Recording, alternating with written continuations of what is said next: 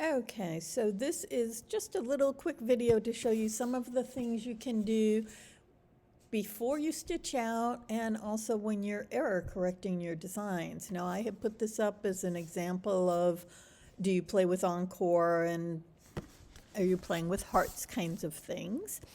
And Sandy mentioned, why aren't you taking this stitch out? Well, I wasn't ready to stitch it out, and actually I'm not going to stitch out this design. It was part of the play of a bunch of different things I was showing. But for how would you get rid of this stitch, the first thing you want to do is isolate just one.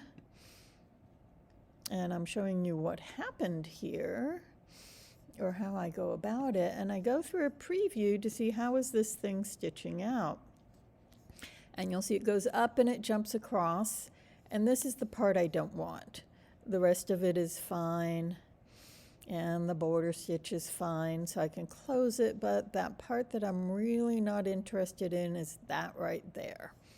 So I figure, oh, I'll go back to Create or to Digitizing. This particular one is Create, and I will see what happened. Now I can play it in Preview and Create. And again, we'll start slowly. It goes up, but then it traces itself back, which is good, and it comes around here, and we don't have that stitch at all in the Create version. So I can close that, and you'll notice also the other thing that if you're error correcting is that I should change the ends on my satin stitch. This is left over from a previous design where I had a pointed end, and if I want those to meet, that would be another thing I would clean up, and that would be under, when you have your stitch selected, you would have picked options and it will show you the end points, and I would want a flat one here. So that's what it looked like in Create. And then here's mySewnet Digitizing, and I was like, well, let's see what that one looks like. And this one is the same as Create. It goes up and it comes back. And it works around. So what you need to do then is put on your stitching cap and go, okay, what would have changed between Create and the design being in embroidery? And what would have changed would probably be somewhere in your export, because this is what it stitches like until it goes through these things. So when I turned off optimize stitch length, and then I continued, and I called this a test bean stitch, then you can see that now in embroidery, this is embroidery here, and this is the test bean stitch.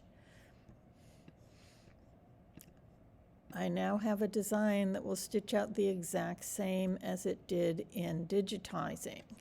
So normally I leave that off. I've been playing with background colors and had reset all apps, so I hadn't caught that I turned off the stitch optimizer. I do like it when I'm doing some things, but it is something you can watch out for if your design seems to mysteriously change on you when you pop it from one program to another.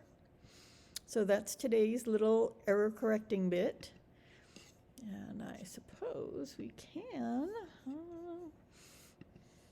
just get rid of those. And if you want to see those endpoints